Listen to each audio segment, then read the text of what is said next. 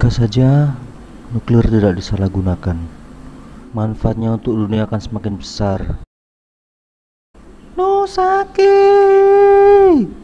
Aduh, manggilnya pelan-pelan dong. Ayo, kami sudah siap. Katanya mau jalan-jalan lihat instalasi nuklir. Oke, aku kesana.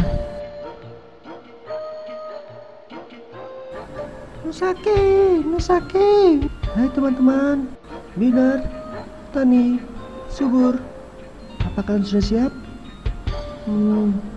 Bahaya nggak untuk kita? Nanti kalau meledak bagaimana? Tenang saja, tidak seperti yang kalian bayangkan. Nuklir itu banyak kegunaannya, makanya ayo ikut, sekalian jalan-jalan. Nah, Baiklah. Tunggu apa lagi? Ayo naik ke kapsul waktu. ayo. Pasang sabuk keamanan demi keselamatan kalian. 1, 2. Ini adalah kawasan nuklir yang di dalamnya dilakukan kegiatan penelitian dan pengembangan teknologi nuklir untuk berbagai keperluan. Wow. Yuk, kita lihat satu persatu. Apa saja kegunaan nuklir itu? Selamat datang di pusat penelitian dan pengembangan elemen bakar nuklir. Di fasilitas ini dilakukan fabrikasi elemen bakar reaktor dengan bahan bakar uranium. Uranium sudah dimurnikan dan diperkaya, selanjutnya diubah menjadi logam dengan cara ditekan atau dipres dan kemudian dirakit menjadi bundel-bundel elemen bakar. Elemen bakar uranium sangat diperlukan untuk menjalankan reaksi nuklir di dalam reaktor dan menghasilkan tenaga panas, seperti halnya minyak atau batu bara yang dibakar untuk menghasilkan panas di dalam pembangkit listrik tenaga uap atau PLTU. Kelebihan PLTN adalah tidak menghasilkan limbah dalam bentuk gas atau abu terbang sebagaimana pada PLTU. Limbah PLTN adalah dalam bentuk padat yang selanjutnya diolah dan disimpan untuk mencegah terjadinya dampak radiasi pada masyarakat dan lingkungan. Penggunaan tenaga nuklir untuk pembangkit listrik dapat menghemat penggunaan minyak atau batu bara sebagai sumber energi dan mengurangi peningkatan polusi lingkungan akibat pembakaran bahan fosil yang dapat berakibat pada pemanasan global atau hujan asam. Penggunaan bahan bakar nuklir juga sangat irit karena uranium sebagai bahan nuklir menghasilkan energi yang sangat tinggi dan kompak. Nah, itulah kegunaan nuklir untuk pembangkit listrik. Gimana kalau terjadi kecelakaan? Bukannya tenaga nuklir yang dahsyat itu juga berarti resiko juga besar, seperti yang terjadi pada bom nuklir. Reaktor nuklir juga dilengkapi dengan elemen kendali. Fungsi dari elemen kendali adalah untuk mengendalikan besar kecilnya reaksi nuklir yang terjadi sesuai dengan kebutuhan. Pada sistem reaktor juga dilengkapi alat keselamatan yang berlapis-lapis untuk mencegah terjadinya kecelakaan nuklir dan terlepasnya zat radioaktif dan radiasi ke lingkungan. Hebat! Jadi itu ya kegunaan nuklir. Tidak itu saja, kita jalan lagi yuk melihat kegunaan nuklir di bidang kedokteran. Itu alat apaan? Di ruang ini sedang dilakukan penyinaran pada pasien yang sedang menderita kanker dengan menggunakan sinar gamma.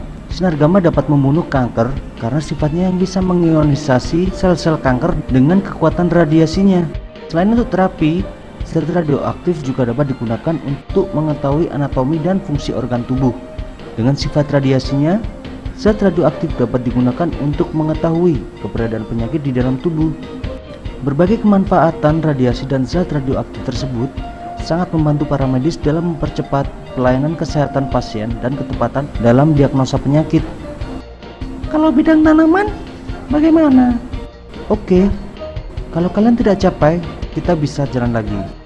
Kita akan jalan-jalan ke lahan tanaman pangan.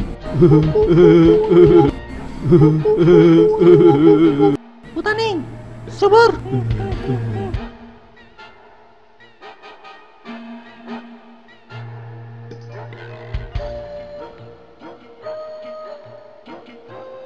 Kalian lihat hamparan taman di depan kita ini. Apa yang ada dalam pikiran kalian? Makanan. Tidak salah juga, Binar? Ya, di sini ada tanaman padi yang sangat subur.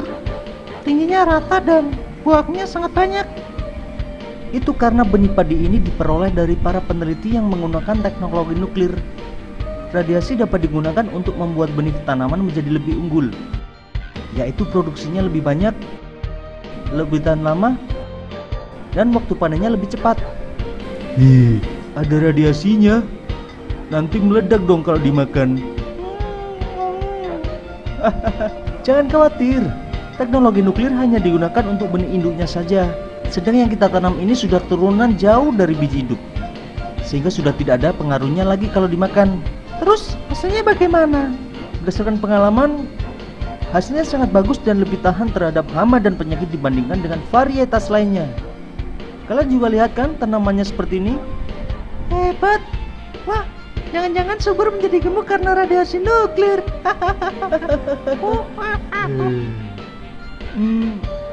Kira-kira bagaimana ya rasanya? Jangan khawatir. Wah, betul. Enak ya. Ini sih nggak ada bedanya dengan nasi yang lain. Lauknya juga enak. Teknologi nuklir tidak hanya dapat digunakan untuk pertanian, tetapi dapat juga digunakan untuk membuat pakan ternak tambahan yang bergizi tinggi, yang membuat ternak menjadi sehat dan gemuk, sehingga bisa menghasilkan daging dan susu yang lezat dan berkualitas tinggi. Maksudnya, pakan tambahan bergizi tinggi itu apa? Pakan tambahan adalah di luar pakan pokok seperti rumput dan jerami, sedangkan bergizi tinggi karena pakan tersebut dibuat dari bahan-bahan yang bergizi tinggi, meskipun dibuat dari bahan sisa yang berasal dari lingkungan sekitar kita. Misalnya, bekatul, sisa dari penggilingan padi, tetes tebu atau molase yang merupakan limbah dari pabrik gula, garam, urea, dan lain-lain. Nah, nuklir tersebut digunakan untuk menentukan komposisinya. Wow, keren. Petani pakai nuklir. Benar, hebat. Itu berarti nuklir juga bisa menjadikan kehidupan petani makmur. Ya, nuklir itu banyak manfaatnya, jadi seharusnya orang-orang tidak perlu khawatir. Aku tidak sabar mengabarkan ini kepada teman-teman. Ya, harus didukung. Benar, sayang sekali jika manfaat nuklir disia-siakan. Jadi, perlu dukungan teman-teman untuk mencapai itu semua. Setuju. Setuju.